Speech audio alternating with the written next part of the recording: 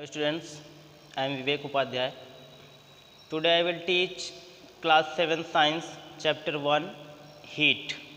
आज हम class 7th में फर्स्ट चैप्टर हीट के बारे में डिस्कस करेंगे। आइए हम देखते हैं चैप्टर को, क्या है चैप्टर, क्या कह रहा है। हीट मीन्स ऊष्मा होता है। और अब हम चलते हैं बुक की ओर, बुक को देखते हैं। जैसे बुक में आप बेटर होगा कि आप वीडियो देखते समय बुक को ओपन करके अपने सामने रख लें, जिससे चीज़ें आपकी क्लियर होती रहें। आइए बुक पे चलते हैं। It is very hot outside on a bright summer day, on a winter night however it is very cold, when we rub our hands in winter they become warm. यानी कह रहा है कि जैसे गर्मियों के मौसम में आप देखते हैं ब्राइट समर डेज, जब काफ़ी धूप होती है, चमक भरी धूप होती है, उस समय पे गर्मियों के मौसम में आउटसाइड यानी हमारा जो बाहरी वातावरण होता है वो काफ़ी ज़्यादा हॉट होता है, गर्म होता है। और विंटर नाइट और सर्दियों की रातें काफ़ी ज़्यादा ठंडी होती हैं। When we rub our hand in winter they become warm. और जब हम अपने हाथों को रब करते हैं, यानी आपस में हाथों को हम जब रब करते हैं तो क्या हो जाते हैं, गर्म हो जाते हैं। We wear woollen clothes in winter as they keep us warm. हम सर्दियों में वोलन क्लॉथ्स यानी ऊनी कपड़े पहनते हैं और वे क्या करते हैं, हमारे बॉडी को गर्म रखते हैं, इसलिए हम ठंडियों में गर्म कपड़ों का यूज़ करते हैं। The things kept in the refrigerator become cold while the things kept inside N oven become hot. यानी बाहर जो वस्तुएं रखी होती हैं वो गर्म होती है, और किसी वस्तु को जब हम रेफ्रिजरेटर में यानी फ्रीज में जब हम रख देते हैं तो फ्रीज में रखने के बाद, रेफ्रिजरेटर में रखने के बाद वो चीज़ें ठंडी हो जाती हैं, यानी काफ़ी कूल हो जाती हैं। और ऐसा भी होता है जब रेफ्रिजरेटर में काफ़ी देर तक चीज़ें रखी जाती हैं, और काफ़ी देर तक रखी रहने के बाद वो चीज़ें आइस में भी कन्वर्ट हो जाती हैं, बर्फ़ में भी कन्वर्ट हो जाती हैं। किसके कारण? टेम्परेचर के कारण। जब उनका टेम्परेचर लो हो जाता है, लोवेस्ट टेम्परेचर पे आ जाती है वो वस्तु, तो वो क्या, आइस में कन्वर्ट हो जाती है। Thus in our life we frequently come across term like hot, cold and warm. यानी हम अपने जीवन में लगातार हॉट, कोल्ड एंड वार्म यानी गर्म, ठंडा, ठीक, इन सब चीज़ों से गुजरते हुए जीवन यापन करते हैं। यानी हमारे जीवन में ठंडी, गर्मी, इन सब चीज़ों का हम अनुभव करते हैं। The quantity that help us to understand the difference between hot and cold object is heat. यानी वह मात्रा, the quantity of that help us understand, यानी वह मात्रा जो हमें ठंडा और गर्म महसूस करने की क्या करती है, क्षमता प्रदान करती है, पावर देती है, जिसके वजह से हम ये पता कर पाते हैं कि ये वस्तु गर्म है और ये ठंडी है। उसी को हम क्या कहते हैं, हीट कहते हैं। It is a form of energy, और ये ऊर्जा का एक रूप है। हीट क्या है, एक ऊर्जा का रूप है, यानी जिसके द्वारा हम ठंडा और गर्म के बीच में भेद स्थापित कर लेते हैं।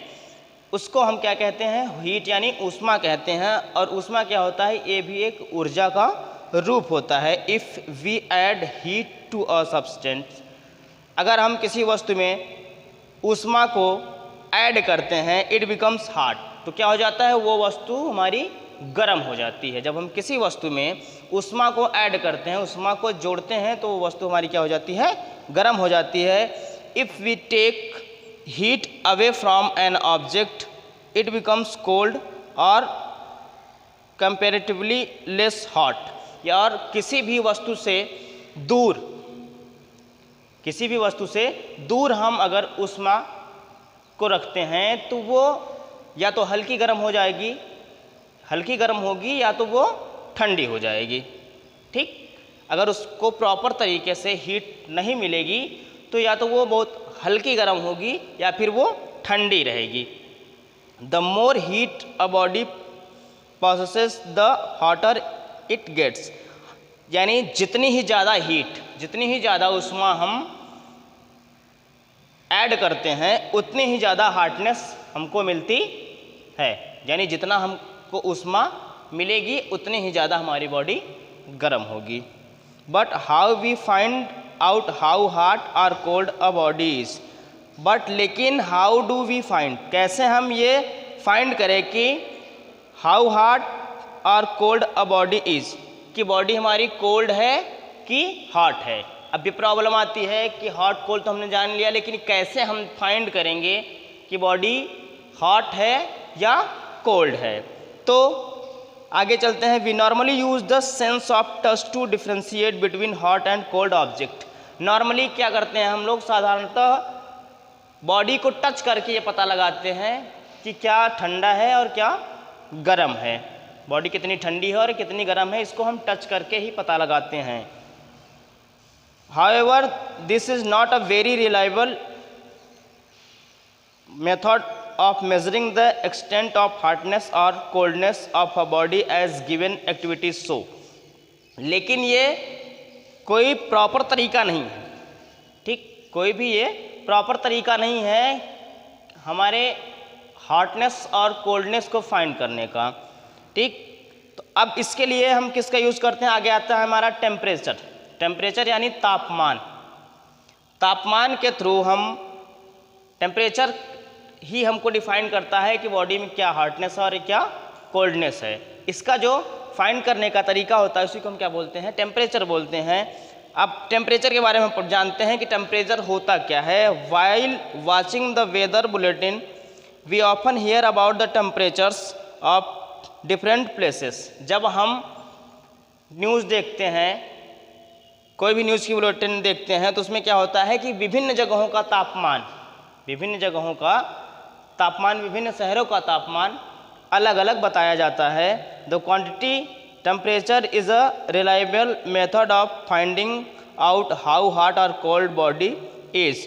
यानी टेम्परेचर क्या है, ये एक रिलायबल मेथड है, ठीक, एक प्रॉपर मेथड है जिसके द्वारा हम फाइंड करते हैं क्या हॉट और कोल्ड, बॉडी की हॉटनेस और कोल्डनेस को हम फाइंड करते हैं। It is a measure of the degree of hotness और कोल्डनेस ऑफ अ बॉडी। और ये मेज़र होता है किसमें, डिग्री में, डिग्री में मेजर होता है। और इससे हमें पता चलता है कि हमारी बॉडी कितने डिग्री हॉट है और कितने डिग्री कोल्ड है।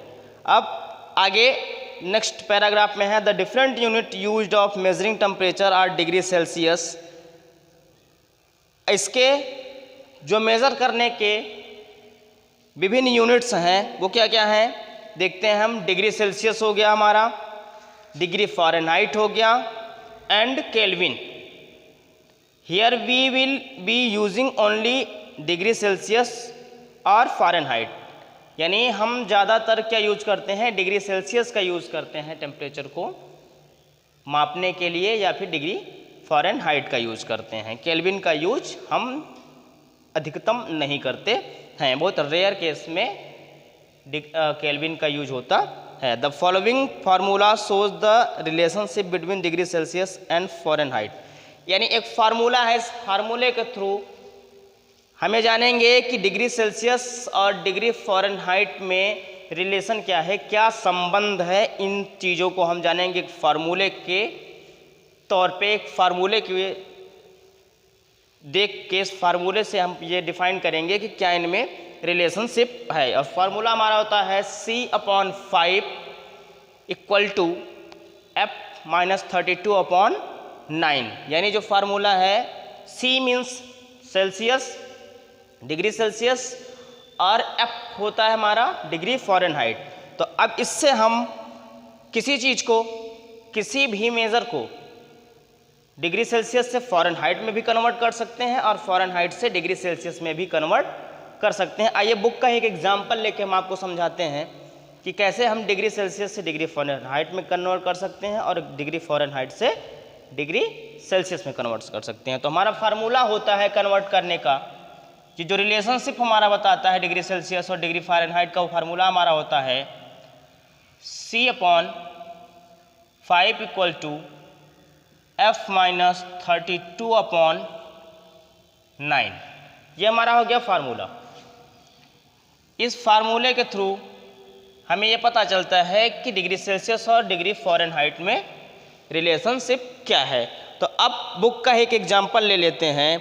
जैसे क्या दिया हुआ है, पहला एग्जाम्पल हमारा है 98.6 degree Fahrenheit two degree Celsius, यानी 98.6 degree Fahrenheit two degree Celsius, यानी 98.6 डिग्री फ़ारेनहाइट को हमें इसको डिग्री सेल्सियस में कन्वर्ट करना है। अब इसका सल्यूशन हम देखते हैं।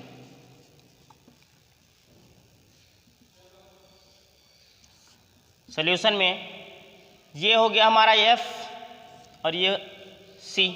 तो C हमारा पूछा ही है, F हमारे पास है, तो C की जगह पे हम कुछ नहीं रखेंगे क्योंकि C हमारा इक्वल टू क्वेश्चन मार्क। तो अब हम यहाँ पे सॉल्व करेंगे। C/5 इक्वल्स टू F की जगह पे क्या दिया हुआ है 98.6 माइनस 32/9। C/5 F की जगह पे कितना था 98.6, हमने रख दिया 98.6 माइनस 32/9। अब इसको हम सॉल्व करेंगे। सॉल्व करने के लिए इसका हम क्रॉस मल्टीप्लाई कर लेंगे। ठीक, क्रॉस मल्टीप्लाई जब करेंगे तो ये हो जाएगा 9C equals to 5 into 98.6 minus 5 into 32। ठीक, यहाँ तक का स्टेप समझ में आया होगा आपको। आगे फिर 9C इक्वल्स टू, इसको हम मल्टीप्लाई करते हैं। तो मल्टीप्लाई करने के बाद क्या वैल्यू हमारी आती है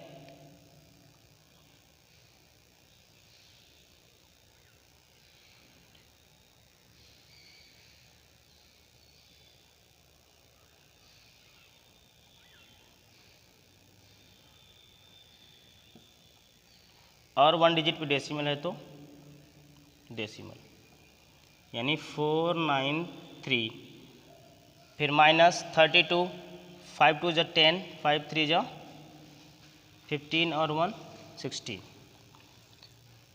C अब यहाँ से C इक्वल्स टू 493 माइनस 160/9। आगे 493 यानी 493 से 160 को हम सब्ट्रैक्ट कर लेंगे तो C इक्वल्स टू कितना आ जाएगा 493 माइनस 160, तो हमारा हो जाएगा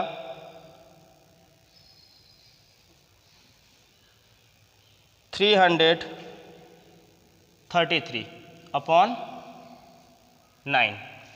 क्या हो जाएगा 333/9। अब इसको हम सॉल्व करेंगे। C इक्वल्स टू डिवाइड करते हैं इसको,